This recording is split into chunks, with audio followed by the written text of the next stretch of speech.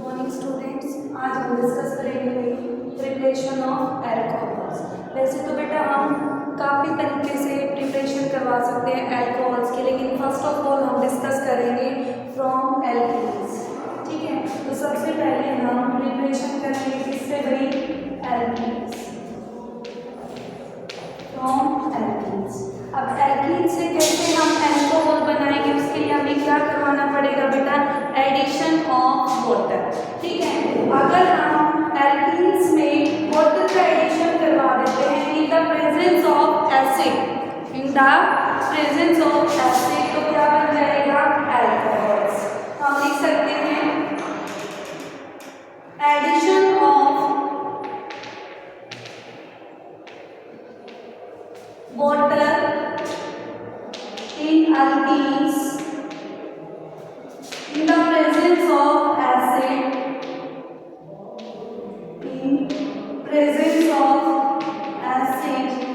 then it forms alcohols। हम इसको और भी एक नाम से बोल सकते हैं बेटा, एसिड कैटालाइज्ड हाइड्रेशन। क्या बोल सकते हैं? Acid catalysed hydration. क्या मतलब होगा इसका? इसका मतलब ये है, हाइड्रेशन का मीनिंग होगा बेटा यहाँ पर, hydration means addition of water, addition of water. अगर हम एसिड की प्रेजेंस में वाटर का एडिशन करवाते हैं और वो H पॉजिटिव या वो एसिड किसकी तरह बिहेव करे? कैटालिस्ट की तरह बिहेव करे, तो हम उसको बोल देते हैं एसिड कैटालाइज्ड हाइड्रेशन। तो हम यहाँ पर डिस्कस करने वाले हैं क्या भाई?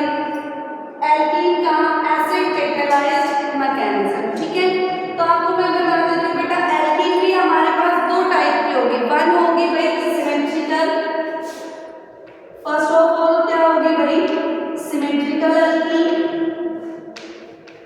तो सिमेट्रिकल एल्कीन में अगर हम वाटर का एडिशन करवाना चाहेंगे तो क्या होगा बेटा? हमारे पास क्या है? कोई सिमेट्रिकल एल्कीन है। सिमेट्रिकल का मीनिंग क्या होगा बेटा? सिमेट्रिकल का मीनिंग है कि डबल बॉन्डेड के जो कार्बन है उनके पास में सेम ग्रुप अटैच हो, कि अगर हम इसको कट करें तो यहाँ पर दोनों ग्रुप क्या हो? सेम हो, तो उसको हम सिमेट्रिकल एल्कीन बोलेंगे। डबल बॉन्डेड इधर वाला पोर्शन और राइट वाला पोर्शन दोनों क्या है? अगर सेम है तो उसको हम सिमेट्रिकल एल्कीन बोलते हैं। उसमें हम एडिशन करवाएंगे किसका भाई? वाटर का। किसकी प्रेजेंस में? एसिड की प्रेजेंस में। तो आप सभी को पता है कि वाटर है वो हमारा कितने पार्ट्स में टूटता है, कितने आयंस में टूटता है बेटा? 2 आयंस में। कौन कौन से होते हैं? H पॉजिटिव और OH नेगेटिव आयन। ठीक है, तो अब आपको पता है कि डबल बॉन्डेड है, तो डबल बॉन्ड को हटा करके हमें एक जगह H लगाना है और एक जगह OH लगाना है। तो अगर सिमेट्रिकल एल्कीन है तो आप किसी भी जगह पर H पॉजिटिव लगा सकते हो, किसी भी जगह पर OH नेगेटिव लगा सकते हो, कोई फर्क नहीं पड़ेगा। सिमेट्रिकल एल्कीन अगर है तो उसमें हम क्या कर सकते हैं? कहीं पर भी H लगा सकते हैं और कहीं पर भी क्या लगा सकते हैं? OH, कोई फर्क नहीं पड़ेगा। तो अब ये क्या बन गया बेटा? दो कार्बन है तो एक कार्बन, कार्बन के बीच में सिंगल बॉन्ड है तो एक, और एल्कोहल बन गया है तो OL। इसका क्या नाम हो जाएगा? इथेनॉल। ये क्या था हमारे पास? इथीन। इथीन से हमने क्या बना दिया? इथेनॉल। तो यहाँ किसकी फॉर्मेशन हो गई बेटा? एल्कोहल की। और किससे हुई है? एल्कीन से। कैसे हुई? एसिड कैटालाइज्ड हाइड्रेशन से। ये तो हमने सिमेट्रिकल एल्कीन की बात कर ली है। अगर हम अनसिमेट्रिकल की बात करते हैं तो क्या होगा वो देखते हैं अभी। तो अनसिमेट्रिकल एल्कीन में क्या हो जाएगा बेटा? अनसिमेट्रिकल एल्कीन लेते हैं हम लोग। ठीक है,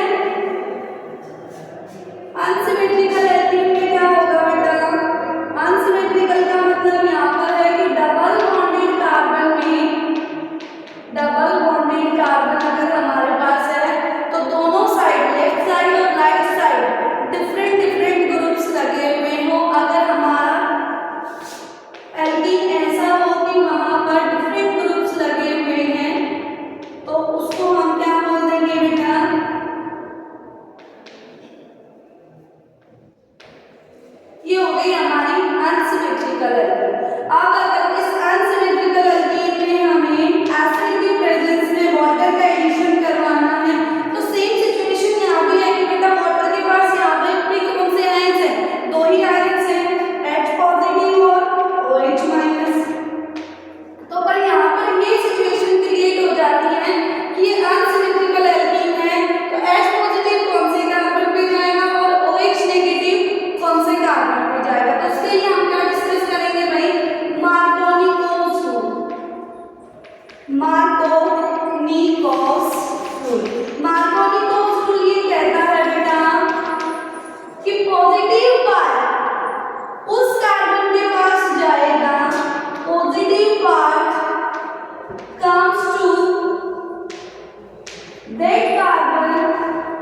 comes to that carbon which have more number of